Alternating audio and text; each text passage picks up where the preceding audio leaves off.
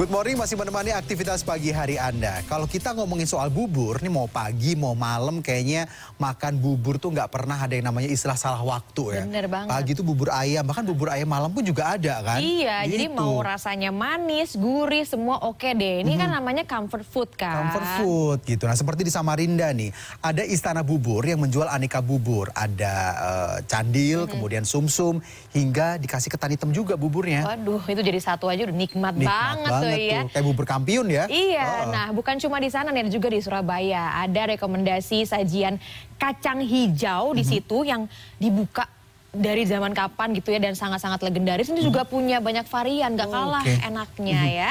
Dan ada juga nih degan hingga durian. Jadi buburnya itu dikasih degan sama durian gitu ya? Iya, campur. Luar biasa ya, kita lihat bersama.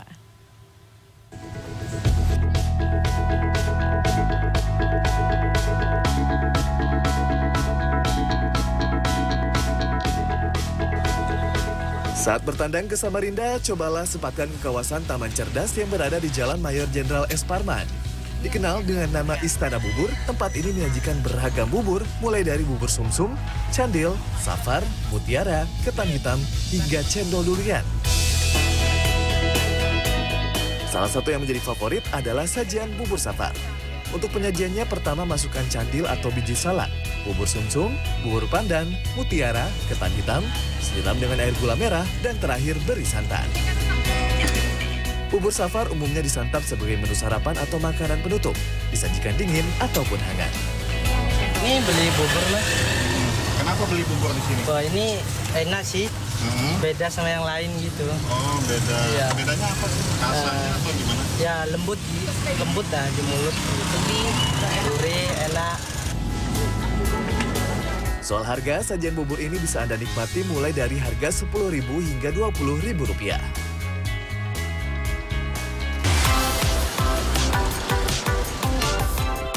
Jika berada di Surabaya dan ingin mencari kuliner yang segar-segar, kuliner legendaris yang satu ini patut Anda coba. Es kacang hijau Manmen yang ada di Jalan Arjuno, Surabaya. Kedai es kacang hijau ini selalu ramai dengan tingkat kematangan kacang hijau yang merata. Pengunjung juga ditawarkan dengan sejumlah varian tambahan seperti ketan hitam, durian, degan, hingga varian komplit. Karena ramainya pembeli, kedai yang eksis sejak 1976 ini bisa menjual 300 porsi es kacang hijau dalam sehari. Enak sih, enak banget.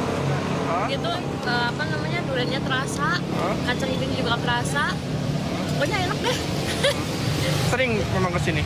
Hampir 1 minggu 2. Ini pisang raja, ini pisang ulin. Kalau yang ini pisang tanduk, kalau yang ini pisang susu, ini pisang emas, kalau yang ini pisang kepok gitu, Mbak. Meski mudah ditemukan di Indonesia, tidak banyak yang hafal jenis-jenis pisang. Nah, sebagai tanaman tropis dan juga subtropis ini melimpah ya di Indonesia. Tapi kira-kira ibu-ibu ini tahu nggak ya, Bu? Tebak nama pisang ya, Bu ya? Ya. Bu siapa dulu, Bu? Bu Astuti. Bu Astuti. Ini pisang apa, Bu? Ini apa ya ini? Ini Ambon. Pisang Ambon, betul, Pak? Betul Ambon. Depannya lagi ini pisang apa, Bu? Ini pisang apa ya ini? Candi. Pisang candi, betul, Pak? Betul. Betul terus ya, Bu. Kita cari yang susah. Ini Bu, pisang apa, Bu? Ini, Bu. Ini apa ya ini kok gosong ini, Pak? Oh, pisang Indonesia. Nggak bisa ya, Bu ya? Nggak tahu ya? Kasih nama pisang gosong. Oh, pisang gosong itu. Gimana, Pak? Ini pisang apa, Pak? Pisang hijau. Oh, pisang hijau, Bu. Bukan pisang gosong.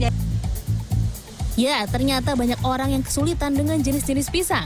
Secara garis besar dari teknik konsumsinya, terdapat 2 macam pisang, yakni pisang buah dan pisang masak. Pisang buah bisa dikonsumsi langsung tanpa dimasak terlebih dahulu, seperti pisang mas, susu, berlin, hingga cavendish. Sementara pisang yang lebih pas dimasak dulu diantaranya pisang candi, tanduk, raja, hingga kayu. Berbeda jenis pisang, berbeda pula kegunaan atau kesesuaiannya sebagai bahan olahan. Seperti es pisang hijau atau ijo misalnya.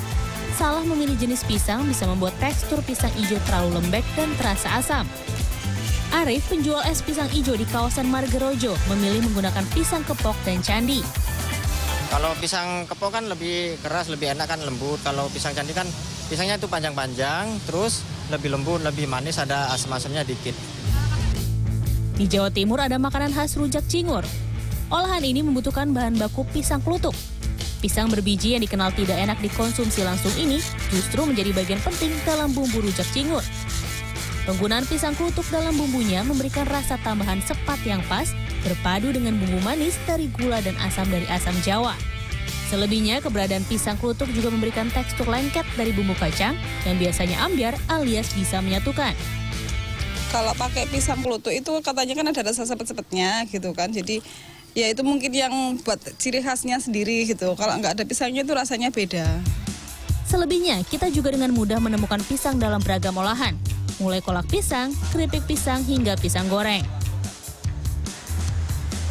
Andrianto, pengajar Universitas Erlangga sekaligus Ketua Asosiasi Nutrisionis Indonesia menjawab.